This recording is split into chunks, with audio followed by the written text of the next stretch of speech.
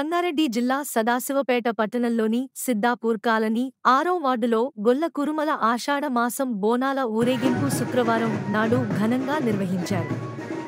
బోనాల ఊరేగింపులో తెలంగాణ రాష్ట్ర పరిశ్రమల మౌలిక సదుపాయాల సంస్థ చైర్మన్ తూర్పు నిర్మల జగ్గారెడ్డి మహిళలతో కలిసి బోనం ఎత్తి బోనాల ఊరేగింపులో పాల్గొన్నారు.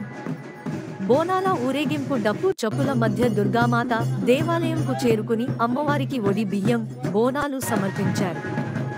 బోనాల ఊరేగింపులో దున్నపోతుల ఆటలు ప్రత్యేక ఆకర్షణగా నిలిచాయి.